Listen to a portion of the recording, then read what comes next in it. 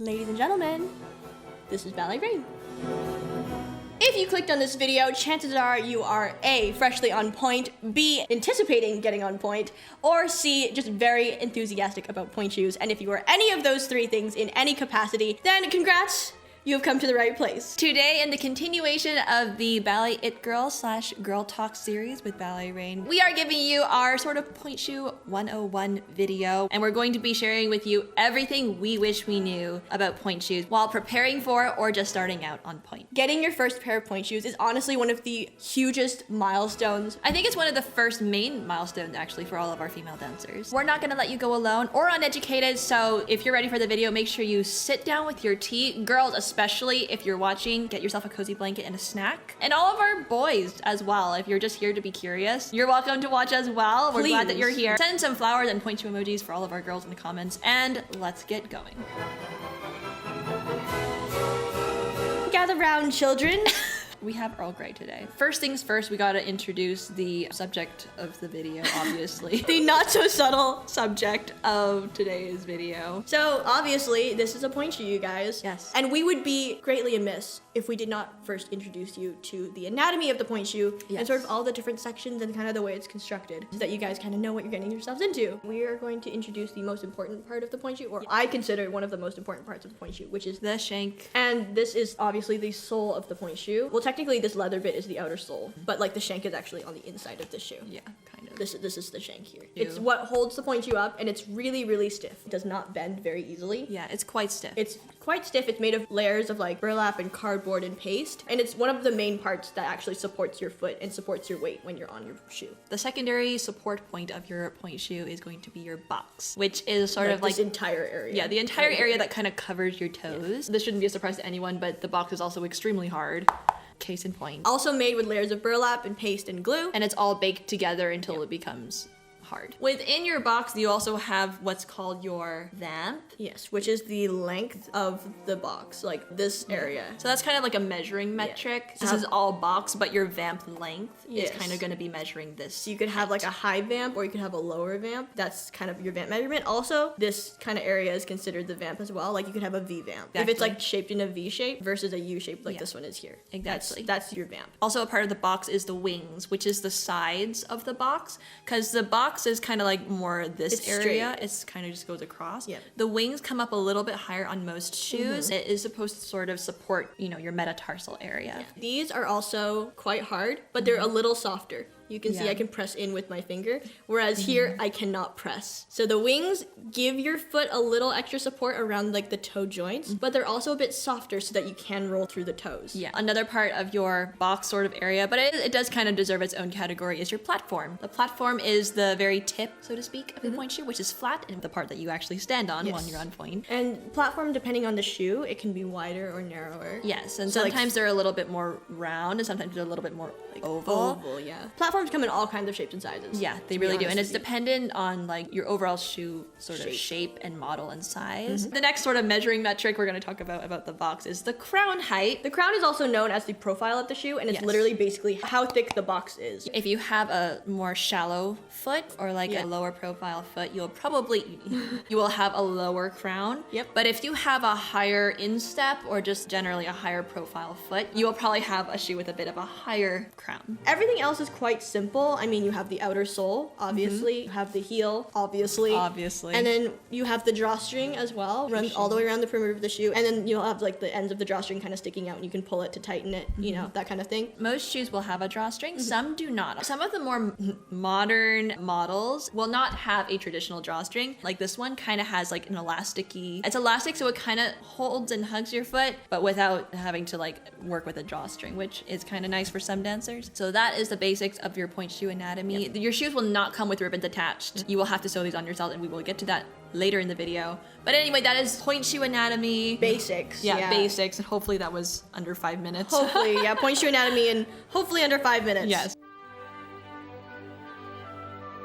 Now that we are acquainted with the subject of today's video, we are going to dive right into what it takes to be qualified for pointe shoes, because obviously you do not start ballet in pointe shoes right away. No. You have to be trained, you have to be ready. Hopefully you already know that, but in case you don't, pointe shoes are not a walk in the park. You do need to be properly prepared and at an advanced enough level to begin pointe work. So make sure your primary ballet teacher gives you full clearance to start your pointe shoe journey, and only then can you proceed. But if you are not on pointe yet, these are some of the things that you should definitely be working towards to sort of help develop yourself and get yourself ready to begin pointe work. Number 1, I would definitely say, is general technique strength. This is paramount. If you don't have this, nothing else matters. If your ballet technique does not hold up on its own on flat, No. the moment you add pointe shoes, it's just going to completely fall apart. In general, pointe shoes will emphasize any faults in your technique. That's why most teachers do not put their students on pointe, or should not put their dancers on pointe, until they are at least at an intermediate level. We need to have strong turnout. We have to have a strong understanding of placement. All the basics need to be there, because then pointe work will just be a natural transition rather than having to relearn everything and kind of struggling to hold everything together. Another thing that your teacher will probably be aware of when considering if you're ready for pointe is your age. And yes, this is the part you cannot control. Sorry. But it is actually very, very important. And while a lot of dancers and a lot of schools do permit 11-year-old or even as young as 9, I've seen start pointe, from an objective health science perspective, waiting a little bit later, 12 to 13 is generally a healthier age, because when you're younger, your bones are all kind of soft. And it does take 12 to 13 years for your bones to harden to the extent where it's actually safe to begin pointe. Starting earlier than that can and has been shown to lead to permanent bone damage. Sometimes it can stunt the growth of the bones and the formations of the bones entirely. That is just not good, you guys. And yes, we're excited to start pointe, but honestly, for the long-term health, for the longevity of your career as a dancer, you want to be thinking about these things. Honestly, those extra years of training and your literal bones hardening Yes. is actually going to do more benefit for you than you might think. Now for the things you can control. Yes. The first quality that is really important for pointe is ankle flexibility. Obviously, you're going to be on your pointe. The platform of the pointe shoe is right here. It's Yes. flat on the bottom, and we want you right up on it. Yes. In alignment, which means that your ankle has to be significantly flexible to be able to accommodate this range of motion all the way up onto the top of the shoe. You do want to ideally be able to have 180 degrees of mobility in the ankle. Basically, if you point your feet, this is a little test that they like to do, Yeah. and you put a pencil across your ankle, and if it stays, then you're good. If not, then you will definitely have a harder time on pointe, because you'll be teetering on the You'll be back pulling corner. back. Yeah, you'll be teetering on the back corner of your box, or you'll have to rely a lot more on your arch mobility rather than your ankle mobility. It's not that it's impossible. It's very much individual, but if you can work on your ankle flexibility and kind of get that range of motion going, then that will be a lot better for you. And there are ways to do that by stretching gently, gently stretching and strengthening that range of motion. Yes. In a very safe, sustainable way. Don't cram it under your couch and sit there for an hour. We can definitely talk more about this in another video, and like how to not get injured and how to actually do the exercises to prepare for pointe. But just know that working on mobility gently and safely and sustainably is going to help you a lot. The next thing is obviously ankle strength. And if you have worked up from, beginner to an intermediate level, maybe above intermediate level, you definitely will have some degree of ankle strength already, which is good. Wonderful. You're off to a great start. When you're in a pointe shoe, the area that you're balancing on is much smaller. Than if you were on your demi-pointe. The amount of wiggle room to go side to side. It's very minute, and if you do tip over the corner, then we get an accident, we might get an injury. If you already have very flexible ankles/arches, you need to be especially careful, because your ligaments and your joints are already a little bit more flexible. So you definitely need to focus on like just general stability in general, not just in the big muscles and joints, but you need all of the little intrinsic muscles in the feet to be just as strong as well. Exercise-wise, you can get those little balance boards. Yes. You can also, everyone says this, but it really does help. You put your feet together and you put the little lacrosse ball between your ankles, or a tennis ball, or like a sort of mid-sized ball between your ankles, and you just roll up really slow on demi-pointe. Then you roll down really, really slow, holding the ball between your ankles. And that just, again, trains alignment, which we will talk about later in the video and how important it is. Another one is walking barefoot on uneven ground. If you're walking in the grass, walking on sand at the beach, each. That will strengthen your feet and your ankles because you're trying to recalibrate everything that way. It does work on the little tiny muscles in the feet that you wouldn't work on with just flexing and pointing, you know? Some people do TheraBand. You do have to be careful with those and make sure you're Please. doing the exercises correctly, but they can do a lot of good for your ankle strength. The next one is kind of going along with the same point, but this is specifically toe strength. Oh, yes. And this one is something that, again, you're not expected to have this in spades when you first start because you will develop the strength just by working in the pointe shoes when you get them. But it is very, very useful and you'll find it way easier to transition to pointe if you do these exercises here. Doing your tendu, but like just moving the toes like this. Is, I think they call it battement relevé here in the States. Yeah. They'll call it something else other places. But you just work on the toe strength and it's kind of like that same feeling of going up onto your point and coming back down. Again, like you said, the TheraBand, you can do the little exercise with your toes. Again, be careful, do them correctly. Do not ever crunch your toes. You're going to be stretching your tendons out. That's not good. Yeah. But the main focus is specifically to work on the muscles in the arch of the foot. That is because key. if you think about it, when you're on demi-pointe, yes, you are using the muscles in the arch, but not as much as if you were actually on pointe. Exactly. And so those muscles really need to be developed. And they will develop more when you actually get on pointe. They will. But it is important to start training them before you even get the shoes. By the way, if you want to see a full pre-pointe exercise regimen, let us know because we could definitely go on about this. So if you're interested in that video, let us know because we are considering doing some more like exercisey tutorial videos. So Perhaps. if you're interested in that, let us know. And finally, some schools do have certain qualifications or like little benchmarks that sort of indicate that a student is ready for pointe. I believe this was based off of scientific studies as well. And so this is, I mean, take it with a grain of salt, but also these are generally very good benchmarks. For any dancer, For any whether dancer. whether preparing for pointe or no. Yeah, exactly. One of them, I believe, was doing like 16 sautes in parallel on one leg, on both Obviously. legs evenly. It shows a lot of things. It shows you have the foot strength, you have the toe strength that we talked about, obviously taking off of the floor. You also have a lot of good supporting leg stability, especially in the knee and the hip. And generally your alignment is very good. Doing that on one foot, I mean, 16 times, it takes consistency in your technique over that sort of duration. And also just the force and the strength, because if you can jump, you can releve. Exactly. You know what I mean? Another one that they like to talk about is the little airplane exercise. We'll put some video up here. This one shows, again, stability in your supporting leg, your supporting hip, and sort of, again, the way you're able to sort of calibrate on that ankle. But it also shows alignment and balance. This is so, so, so key because it shows that the dancer is sort of able to know where her body is in space and be able to center herself and be able to do it, I don't know, 8, 16 times, whatever they expect. It's core strength, it's balance, it's stability, it's alignment. It's everything, And really. so that's probably why it's a very common benchmark for a lot of schools. I think some people say doing 8 really slow elevates on one leg. And this is a great exercise in general. Really slow elevates or rises on one foot, demi-pointe. You just stand in parallel, slowly up, and slowly down. I'm not even joking, that slow. Yeah. 8 of them. Yeah. No plie, no bending the knee, and no using the bar to help. You can have it for balance, but like one finger on the bar or 2 fingers on the bar, and you just go up slowly 8 times, both legs. That one's actually proven to prevent general dance injuries in general. So everybody, whether you're on pointe or not, planning to go on pointe or not, everyone should be doing this exercise because it really is very, very, very good for you. But it does also kind of serve as a benchmark for whether or not you're just able to start pointe. Again, these are very loose and it's based on the individual. Yes, so much so. Don't take these and be like, oh, well, Ballet Rain said. Yeah, No. we're not responsible. No. Your teacher knows you best. Yes, you know, please. because it's such a case-by-case thing. It really Pointe shoes is. so individual. You know, your teacher will take all of those, maybe will take the benchmarks, but also take their evaluation of you as a student. Yes, and sort of your mental maturity as well. That's also very Responsibility important. level. And sort of put that all together when determining whether or not you're ready for pointe. But anyway, hopefully this helps you at least to kind of know what we're looking for and what skills will really serve you in your pointe shoe journey.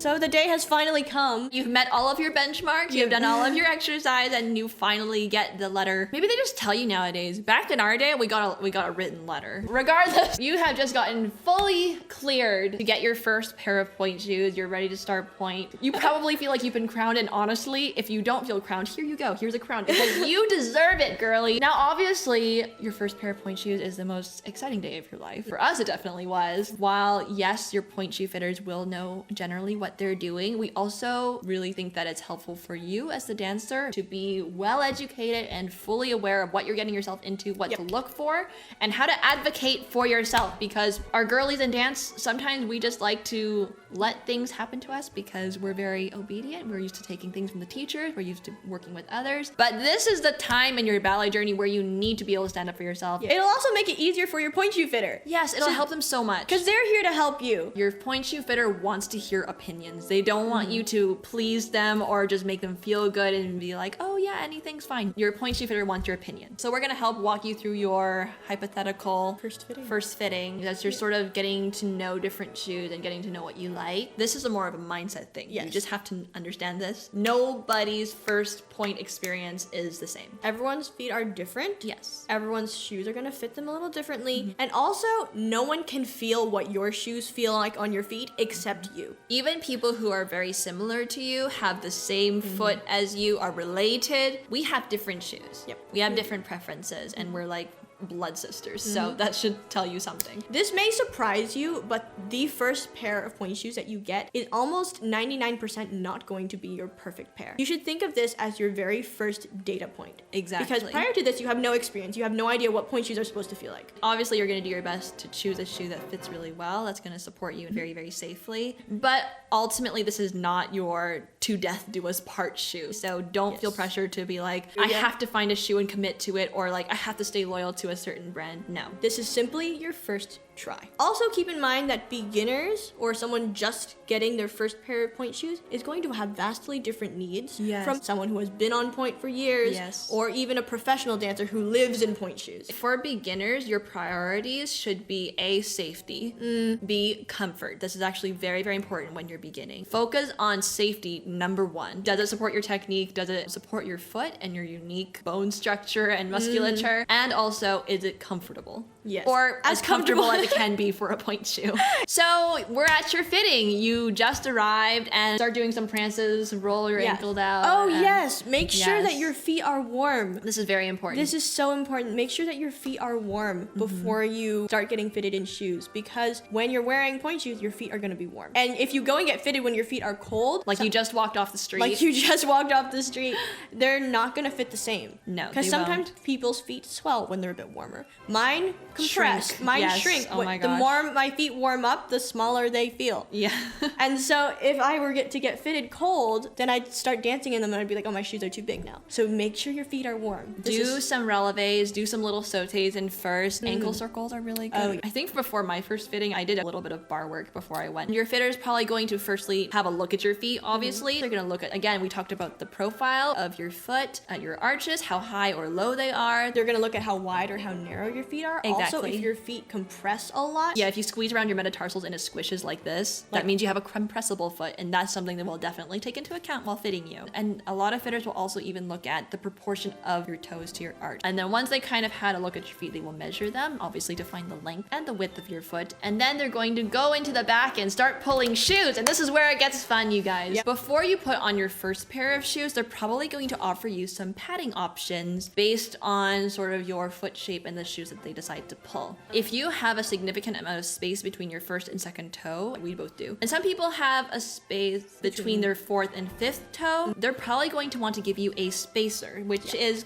most of the time silicone or sometimes foam. It'll just basically hold the space between the toes so that they don't press and collapse inwards. They can prevent the formation of bunions and also prevent bunion pain. In terms of padding for your pointe shoes, I feel like the most common one is the ouch pouch. The ouch pouch, or like anything adjacent to that, and it's literally a little gel pointe shoe pad. And that gel is really, really good when you're starting because it gives you a little bit of a buffer between your skin and the shoe itself, which can definitely be a shock to the system. It definitely makes things so much more comfortable. So much more comfortable. Another option for padding in your shoes is lamb's wool, which actually has been around since before toe pads. Think like cotton balls, but like when you fluff them up, cotton ball, And this is a little more tricky. Yeah. But it's a little more customizable. I think for beginners, the gel pads are a little bit easier. They're easier, they're consistent, they won't change on you. You don't have to shape it yourself. A lot of times your fitter will put a sock liner in your shoe. This is in case you have a very low profile foot, and then they just want to take up space profile wise and not width wise. A sock liner is basically like, think of like an insole for your shoe, and they just basically slide it in. You might glue it as well, just so it stays in place. We use them all the time. I think they're very, very helpful, but that's just because we have very, very shallow feet. Just the curse of our bloodline. We have very shallow Curse of our bloodline. Yeah, we do. You may have heard of those little silicone inserts that like you make the putty and you put it around your toes and it hardened into like your ideal, the perfect fit point inserts. And those are amazing and really clever. I haven't tried them. We haven't tried them. Maybe we should do a video on it. However, I will say I would not recommend them for beginner point students. No. Again, this is your first data point. Start with the basics. Just a shoe, just an ouch pouch. Yes. Maybe a spacer if you need it. And I think that's plenty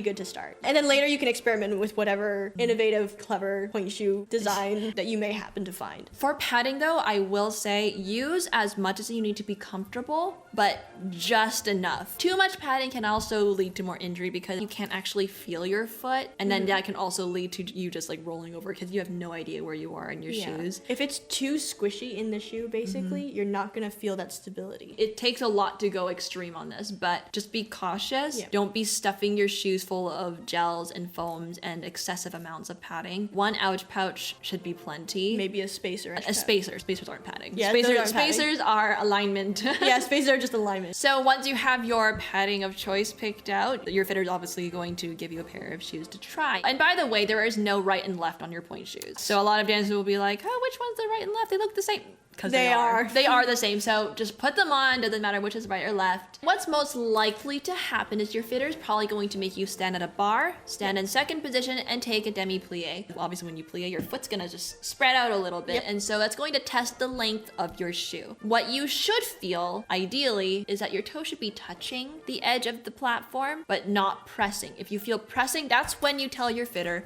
I'm pressing against the platform. If you are pressing against the platform, it probably means it's not quite the right fit. It could be a number of things, but the most common one is either the shoe is too short lengthwise or the box is too wide. And so your fitter will know what to do with that info. As long as you communicate it to them, they'll look at your shoe and you'll be like, oh yeah, okay, try this one. If you do have a shoe and you plie and you say, oh, okay, I'm just touching the platform, I'm good, they're probably going to want to see you on point, obviously. So you're gonna stand in parallel, you're just going to step up onto point. Hold on to the bar. Hold on to the bar. Hold on to Safety the bar. first. This is your first time on point, by the way, so this is really exciting.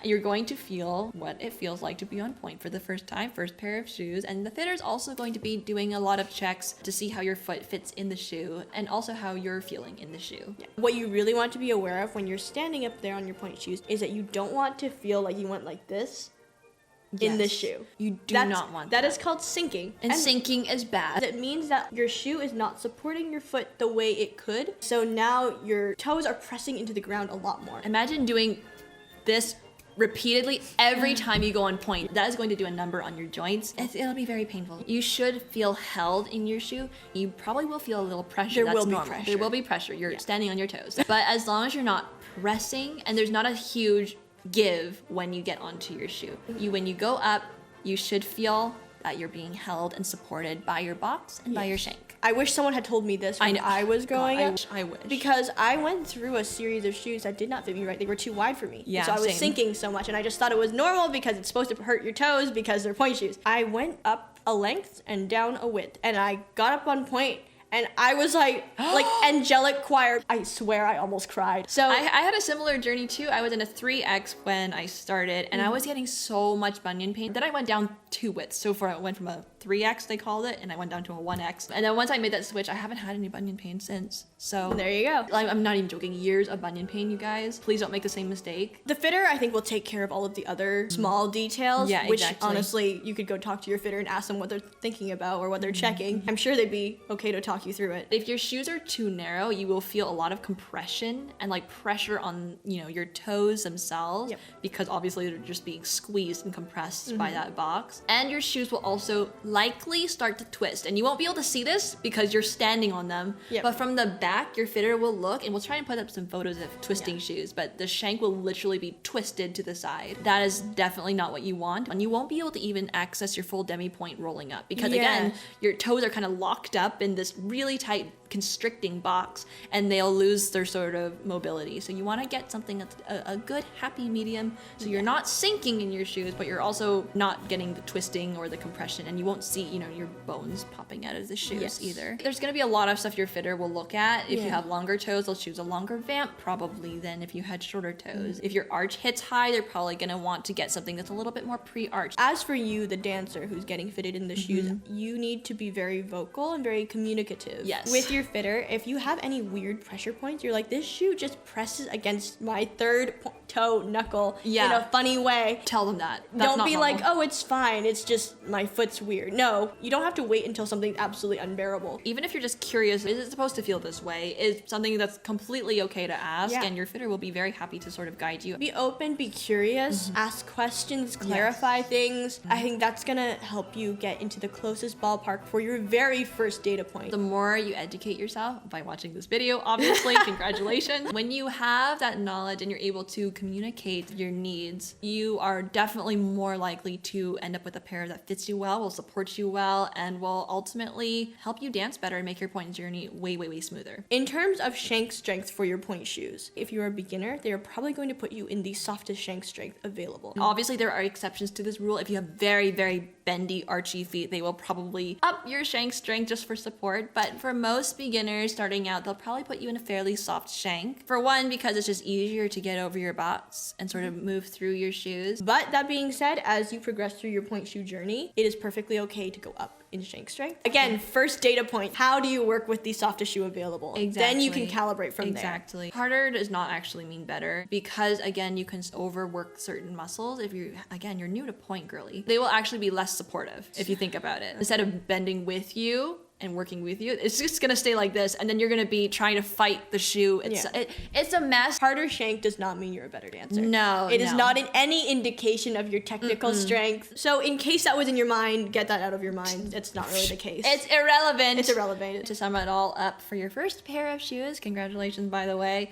Please choose a shoe that focuses on keeping you safe and aligned, that also gives you comfort without overstuffing your shoes. The shoe should make you feel held, not constricted, and also not sinking. And also, don't get too fancy with it. No. Start with exactly what you need to get started, a very basic pointe shoe setup, and we can elaborate as time goes on. Exactly.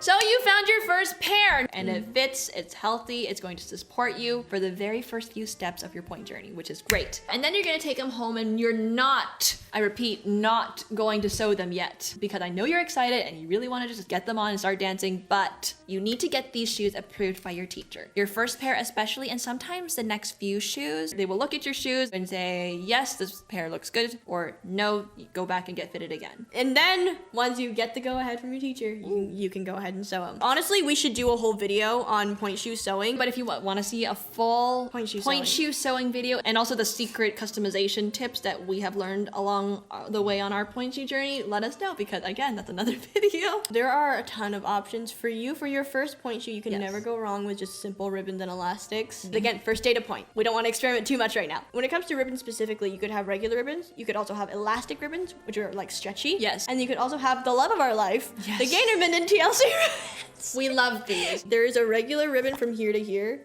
and then this piece here is elastic. The reason we get those is because it gives flexibility for your Achilles tendon. Our humble opinion, again, everyone's individual. Some dancers really hate it. True. Some dancers actually want the entire ribbon to be elastic, which is something we do not recommend for beginners. But I think for beginners, the TLC ribbon, they're pretty safe. They will be supportive, but they will also be kind to your tendons. And now in terms of elastics themselves, this pointe shoe actually doesn't have an elastic on it. I have no idea. What the heck, Jordan?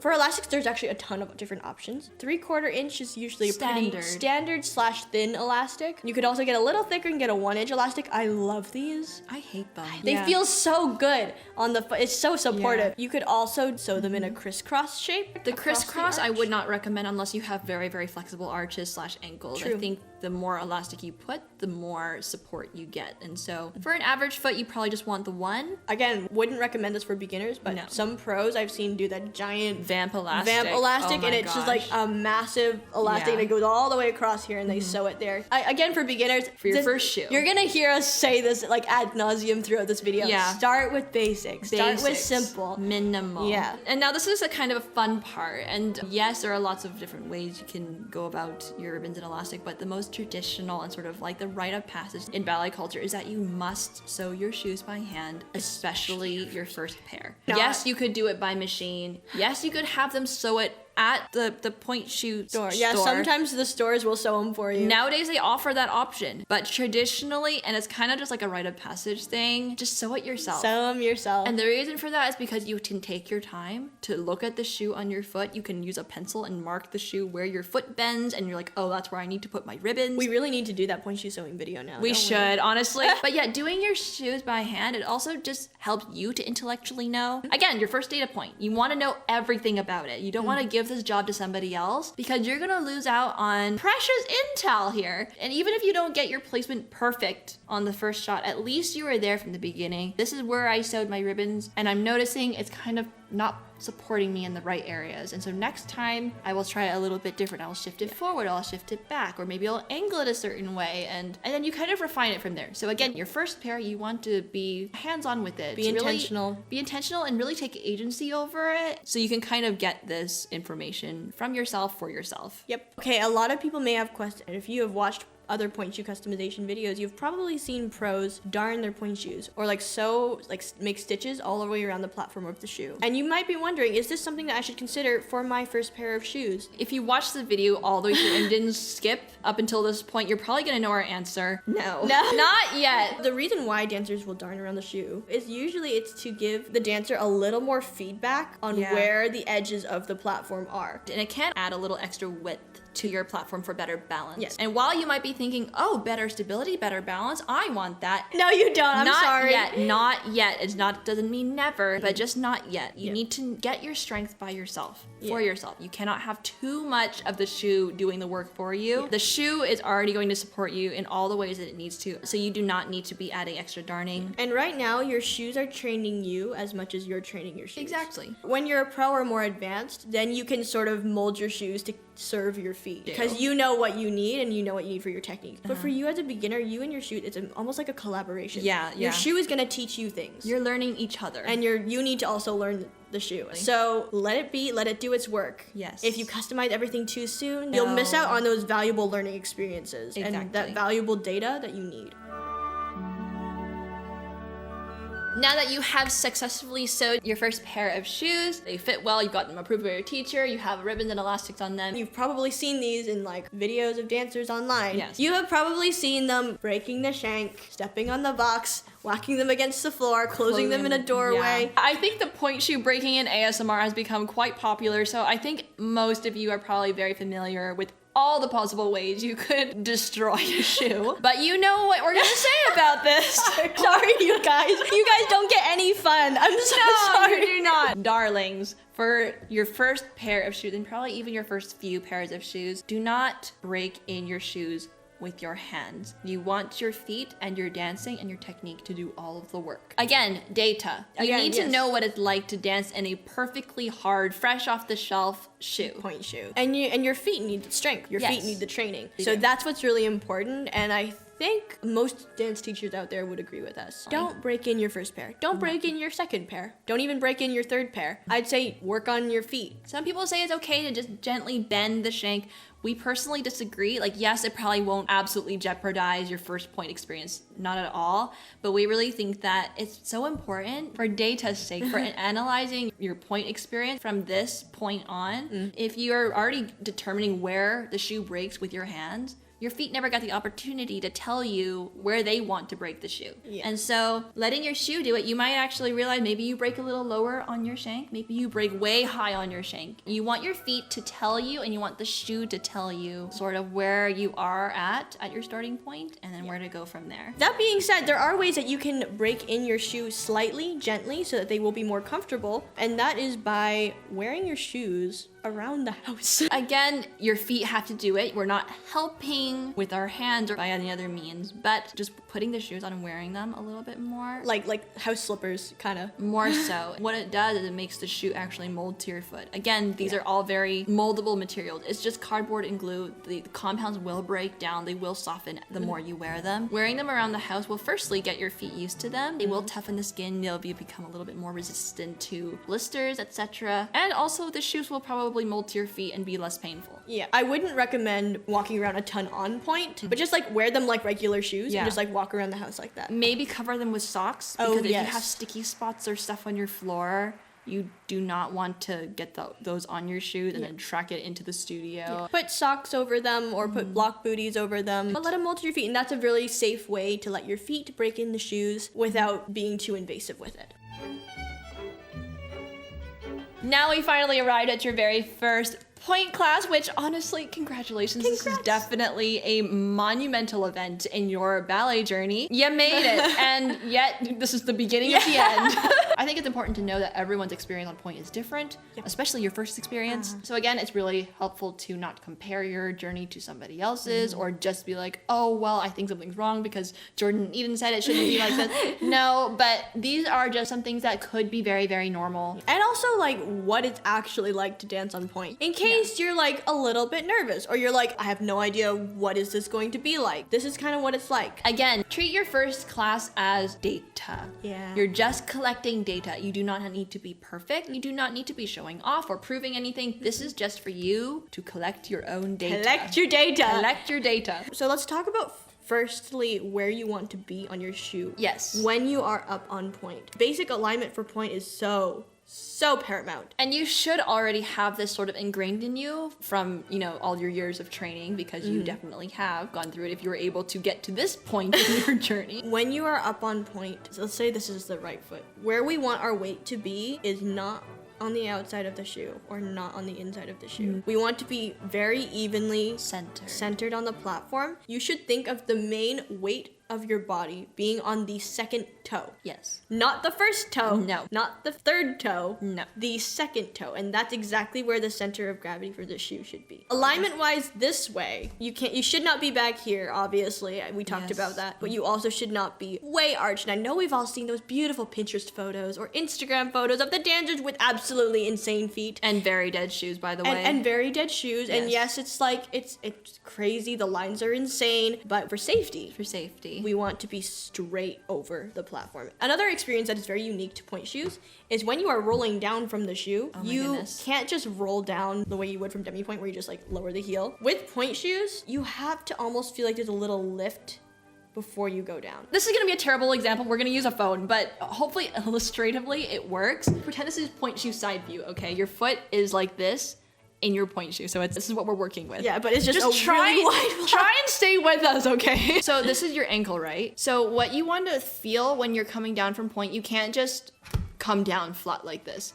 You actually need to lift up because you're coming on this corner, which is this back corner of your shoe. So you actually need to lift up in order to get over that corner before you roll through your beautiful demi-pointe and down to your flat foot. So you really need to be conscious of that and start building this muscle memory now. Yes. Like from your very first releve, rise up all the way. Obviously go through your demi-pointe. Do not skip the demi-pointe. Go through your demi-pointe, roll all the way up, and on the way down, feel that little lift in the arch and in the ankle itself. Get over the corner of your box and then come down through your demi-pointe all the way down. That infinitesimal lift is going to engage the supportive muscles in your ankle. Yes. And over time of doing that infinitesimal micro lift every single releve and every single roll down, you're building strength. And that strength is going to save you on the day that you're doing rosadage or the day that you are doing those 32 fouettes and you are doing all of these releves. Exactly. This is a habit that you need to build. Pointe practices. Now, in terms of what else it feels like to dance on pointe, another thing you're gonna notice that your feet feel way longer. Yeah, they're gonna feel like awkwardly long. It does feel like clown shoes. I'm so sorry.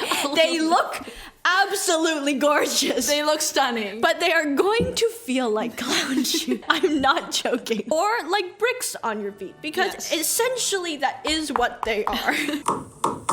You can almost kill people with it. But like in general. Just walking around. Even. Yes, the duck walk. The duck walk. It's gonna feel like a duck walk. We are all going to channel our inner Jemima. Yes. For this season. We get to be Jemima. We get to be Jemima. You will feel like a duck. You will walk a bit like a duck. That is a rite of passage. You see what I mean? Jemima is ingrained into the ballet nerd life. She really is. So embrace your puddle duck. This is sort of tangentially related, but when you're dancing on pointe, and you may not do too much on your first class, but as you keep progressing, this is something you might notice when you're dancing on pointe versus flat, you actually travel way more because that tiny little extra bit of platform does increase sort of, you know, if you're going to do a piqué, you do have a little bit extra way to go. And also the fact that you have to get on your toes rather than just on the ball of your foot, you do have to actually use a lot more energy to get over there. And so you not only do you travel, I mean, the full length of your toe and the platform on top of that, you have to reach a little bit more and you have to attack the steps a little bit more assertively. So it will be a little more tiring. Yeah. And that's just part of it. Another thing that may seem obvious, but again, I wish someone would have told me Yes. when I was starting pointe, is that it's gonna be really hard to balance. Oh, yeah. And you think, yes, obviously, Eden, we talked about this. Platform instead of demi-pointe. Yes, Tiny platform. it's tiny. We know, but also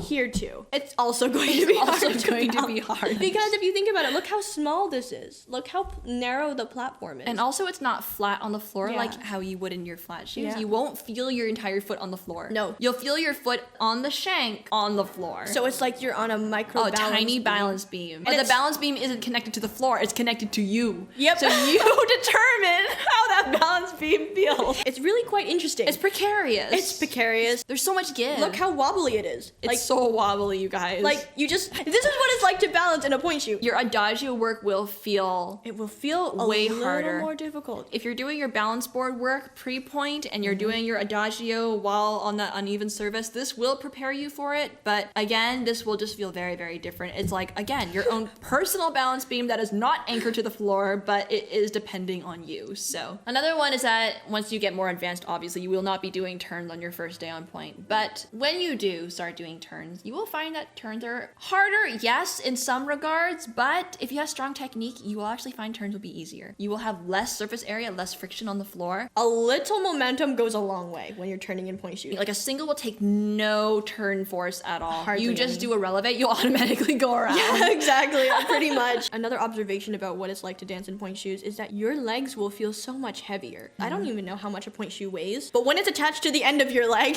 you will feel every You will gram. feel every gram of it. Like you'll pick this up and you'll be like, oh, it's so light. Yeah. Try this on the end of your shoe when you're holding an 8-count développé. This thing will feel like 8 tons at least. And we're just listing these things so that you know exactly what to expect. Yeah, so you don't feel alone in Yeah. it or feel like surprised or like, am I the only one who feels? No, you're not the Don't only be one. surprised. Really. Like that's to be expected in pointe shoes. Yeah, exactly. And you have a community here too. So leave your comments, and if you guys are more advanced in your pointe journey, just share your own experience so these younger, more first-time pointe students can learn from you and maybe at least get an idea of what's expected. Final chapter for this video. Of course, with all the excitement, we got to give you some fair counsel and just like a cautionary warning, I suppose. Yes. We just talked about things that you could expect and what might be normal when you're dancing on pointe, but we're going to give you some of the warning signs as well. Just so that you're educated, this is not to scare you. Nope. This is not to stress you out. This is Nope. not to make you panic, but Nope. this is just to educate you so that as you're going along on your pointe journey, you are aware of the signs so you can navigate with clarity and as little pain as possible. You've heard it said time and time again that pointe shoes are painful, and I will not lie to you. When you are new to pointe, it is gonna be painful. And I think anytime you really push yourself capacity-wise on pointe, Yeah. it will be painful. Yeah, like if you're dancing for long rehearsal days, Yeah, it's gonna be painful. I think so, and it's just because again you're breaking thresholds. It's like if you're not used to doing 100 crunches. Yeah. The first time you do 100 crunches, it's going to hurt. Yeah. But if you've been doing 100 crunches for weeks, it feels effortless, and then Yeah. you might push to do 200 crunches or something. and then it will hurt again. And you then it know? will hurt again. So the more you keep building your threshold and you keep building your strength, it does get easier and you do get stronger and it does get better. So that is kind of, your general what to expect. Expect it not to be super comfortable right now, but keep an eye on it. If things improve, then you know I'm on the right track. Again, this is why it's so important to be collecting your data throughout this journey so that you know and you have reference points to go off of. But if things are getting worse or not improving in certain areas, then that's something to keep in mind. So we're going to go through a bunch of different kinds of pain you could Yes. experience on point and talk about whether they're normal and should resolve on their own or if they need attention. So let's go. So the first kind of pain, I think the most obvious kind Yes. of pain that you may experience is pressure and pain on the tips of the toes. And this is Normal. Pressure especially is very, very normal. You're standing on your toes.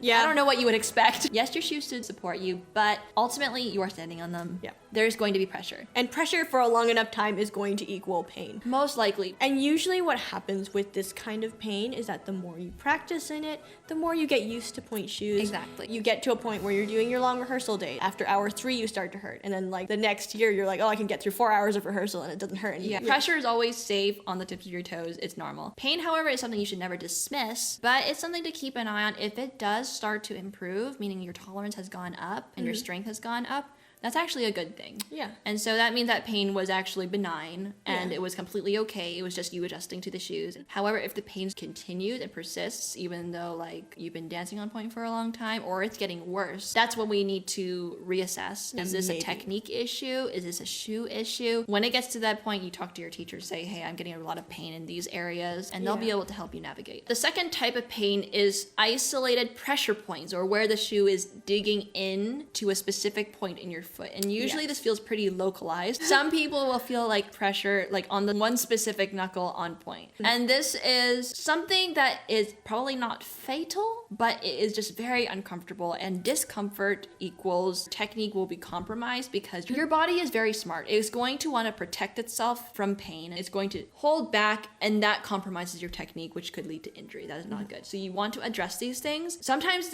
it's a shoe issue. Most point shoes, especially traditional shoes, are handmade. They are not identical one from another. Even your right and left are not identical. So there can be inconsistencies in the shoe. They try to do quality control, so this should not happen too often, hopefully, but there can be minor errors in the shoes sometimes. I got a pair, and these shoes I've been working at a specific size and model and brand for years. months. Yeah. And I got one pair and it was just pressing in at my pinky metatarsal, and it was just so painful. Yeah. And I just had to like get rid of that pair because it was just like unusable. So just to say, if you're getting pressure points, maybe it's a shoe problem. Sometimes these things can be adjusted with padding. Maybe you Yeah. just need a little extra spacer here or a little bit extra lamb's wool that can Yeah. help. Maybe tape. But definitely it is not a normal pain that you just need to No. work through. When you have isolated pressure points, there are definitely measures that you should take, whether that be changing your shoes or putting padding. The third kind of pain that you might experience on point is abrasion or like rubbing. It could be on the heel of your foot, it could be on the sides of your toes, it could be on the top of your knuckles. Blisters are also kind of in this category because generally they're formed by friction. And this, I regret to inform you, is quite normal. But also treatable. Yes. That's the thing. Don't just be like, oh, it is what it is. Yeah. Let me just push through it. No, there are things you can do about it. We did talk about the very certified blister starter pack back in a previous video. You can check that out after. And we also have links in that video so you can check them out. When you're just starting out, obviously your skin is still very much soft. And yes, you do need to kind of go through a period where your skin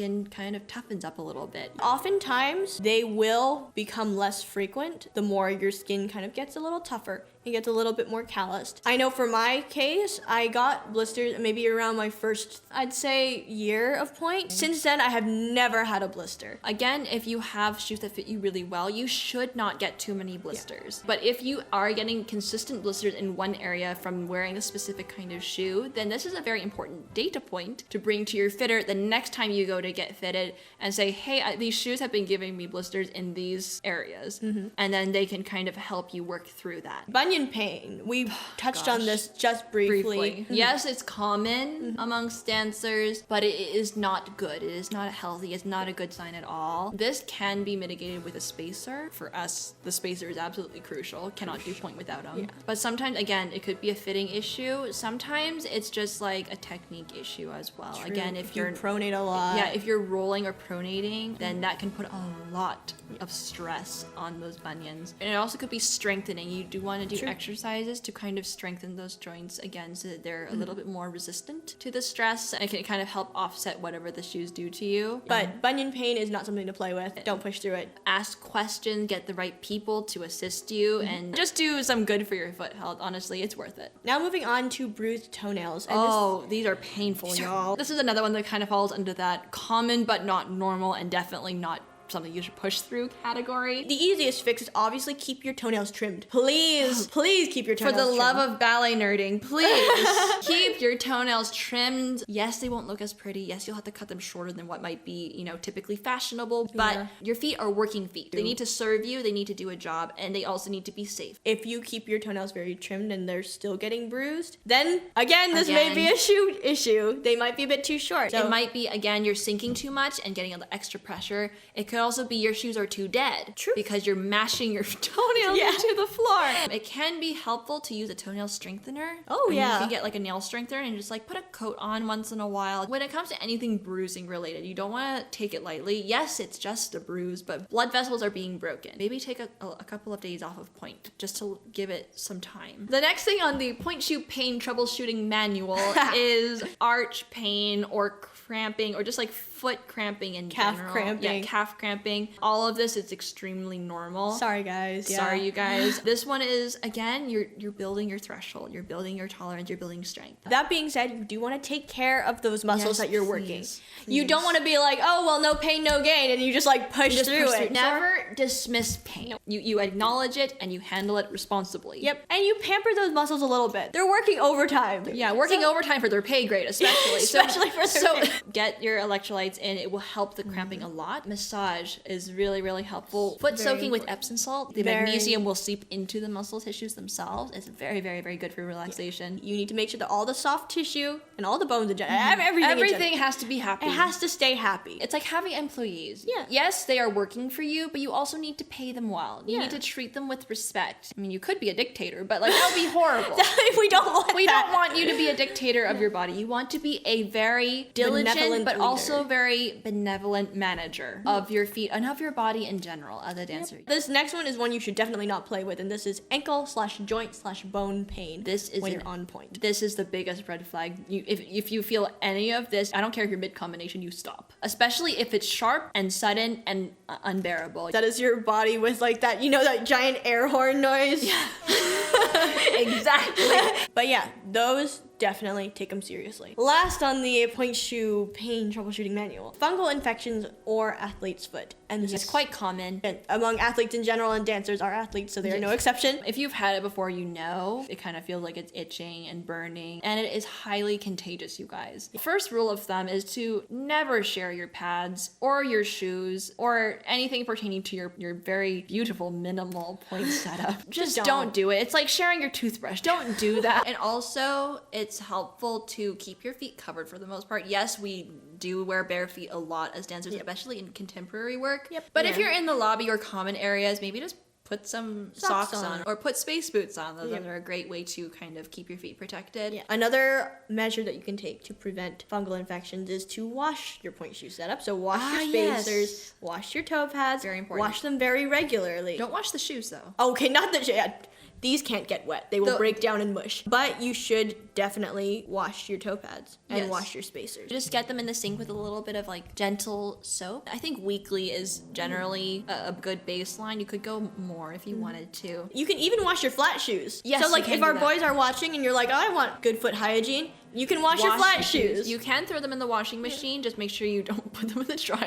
They will shrink. For the pointe shoes themselves, some people get like UV machines. So you put your shoes in them so the UV lamp can kind of like dry clean them in a way. Yeah. It kills any fungus or bacteria without submerging it with water. Available if you want it. If you do happen to contract athlete's foot, not to worry. It's not the end of the world. It's very easy to treat. You basically just need to get rid of the fungus, and one of the easiest ways you can do this is by using this very adorable pink soap. It's called Hypocleanse because it's literally hibiscus color. Is that actually why it's called Hypocleanse? I would imagine so. Why else would they call it Hypocleanse? It might be a surgical soap. It's like a medical grade soap, but it basically will kill everything. You basically just like wash your feet with it. Yeah, as soon as you get home from dance. Yeah, nightly at least after dance and whatever. You could even do it twice a day, I think. And then it'll just clear up on its own. You do want to be careful though not to spread it. If you do have athlete's foot, just be aware as if you have it, keep your feet covered. Even if you're supposed to be barefoot, just let your teacher know, hey, I need to keep shoes on today, and protect your fellow dancers, because that's not something we want to be spreading. We want to spread ballet nerd vibes, not fungal infections. So these are the basics when it comes to pointe shoe pain troubleshooting, and whether or not they are warning signs or whether or not they are something that you could gently work through. I think the bottom line is to not dismiss your pain. Yeah, always please. be aware, always be very analytical about it. And it doesn't mean you need to jump to like drastic measures or anything. Always be thinking about if there are things that you can do to help with your comfort as a dancer and with your health as a dancer. Because yes, ballet is not going to be comfortable. We all know that is a given. But if you are in constant pain, that could actually be a detriment to your technique. Pain also will up your stress response as well, True. which can compromise certain like internal responses in your body like and make it way less receptive to recovery. And also you might feel more tight and tense. You won't be as flexible. It'll do a number of things. So you do want to keep pain to a minimum if you can. It doesn't mean it will be all gone, but don't be passive, I guess is what we're saying. Don't be passive about pain. You're not a hero by just being the one who can push through the most pain. That's not a medal of honor. Be smart and don't be passive. So I think we've pretty much gone through almost everything there is to know about pointe shoes. At least on a sort of surface level, at basic, least. again, streamlined level. We've gotten all the way from what is a pointe shoe all the way to how to deal with dancing on pointe and all the injuries that you may have, and literally everything in between. Hopefully this gives you guys a little bit of a general idea of what to expect and how to prepare for pointe. And the final thing that we want to offer to all of our hopeful pointe shoe wearers, our current pointe shoe wearers, our new pointe shoe wearers. Don't rush it. Yeah, don't rush it. Pointe shoes in and of themselves are a journey. They are. And a deeply individual one as well. So never feel pressured to rush and to get them and to do this and this and this and this. Really slow down, take your time with it, and make sure that you're being very deliberate, very intentional, and also enjoying every single step of the way. If we have not stressed this enough through the rest of the video, know that this is not going to be a perfect journey. You will make mistakes. Those will happen. I rolled my ankle my literal first day on pointe. It happened. It happened. Those mistakes will happen. You might want to change shoes later down the line. You might have to have a few throwaway pairs. Like, it does happen. You might get a pair, wear it twice, and realize, I hate these. It does happen, and it's all part of the journey, you guys. But I think just like as you go along, you just want to always have this mindset of what is working for me right now, not what worked for me back then or what's working for somebody else or what do I think I should be needing, but just think about what am I needing right now, and that will always be the most authentic answer to mitigate your needs and to assist your journey on pointe. And honestly, we are super excited for you. So excited. Because pointe shoes, it's one of like the defining characteristics of ballet. It's kind of like sharing the magic that's been passed down from generations of ballerinas, and you're still sharing that with audiences and with your classmates and even with yourself. It's okay to be excited about it. Yes, it's okay oh to my be, God. It's okay to be chalant about it. You Chalant. do not need to be nonchalant about it. It's okay to be excited. Please go full chalant. Yeah, you're allowed to be excited. You only get your first pair once, you guys. you do, so please. Take the pictures. Yes. Take 3 million mirror selfies Take of you the in your new Polaroids, shoes. like, Throw a because- pointe shoe party with your friends where you also pointe shoes together. Make it a day. Just enjoy it because honestly, this is a really monumental event, and you worked so hard to get here. Like all those years of training, doing your exercises, and preparing for pointe and everything. You know, you made it. Yeah. You got it. Yes, it's the beginning of something even bigger, but you made it to this checkpoint, and you should be so proud of that. And if no one else is here to celebrate with you, then we're here. We are so cheering for you. We're so proud of you. And honestly, we just wish you the very, very best on your pointe journey. So that is kind of it, you guys. If you like the video, obviously like the video. And if you really enjoy videos like these and you want to help us continue to educate and empower other dancers and other ballet nerds around the world, then please feel free to join us on Patreon. Our patrons are the ones who really help to support us and our team and help us continue to do what we do, bringing ballet nerd content to your subscription boxes every single Saturday. And so if you want to be a part of this and you want to keep the Ballet Nerd content coming, then please consider becoming a patron at patreon.com/balletrain or at the link in the description box, because we'd be so excited to see you there. Girls, please send your hearts and point shoe emojis in the comments Yes. to congratulate each other and to cheer each other on. And if any of our gentlemen are watching, please send some flowers for the girls. Yes. Because they're amazing and we want to support them. And we are also just so glad that you are here. Thank you for supporting Thank the you for girls. coming. You guys are awesome. And yeah, I think that is all from us for now. This is Ballet Rain signing off. Until the next video. Bye. By the way, we chose our outfits today because this is supposed to be a throwback. A throwback. A very affectionate throwback to the very first video that we posted, which was about pointe shoes, because today we're talking about pointe shoes. This is actually not the outfit I wore, though. No, but I think that one is. I think that our first few videos we wore a lot of these. We kind wore a lot of these sweaters. Chanel sweaters. I don't know if they're still in style from where they were 2 years ago, Maybe but not. to be honest, they're just so comfy.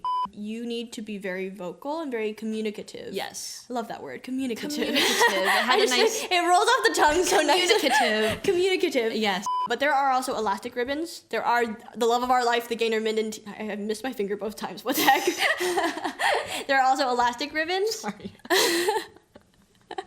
I watched, but I was wondering if you would say it.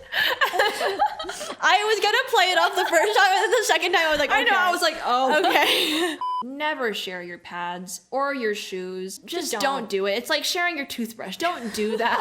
What the heck? Don't do it. Why would you?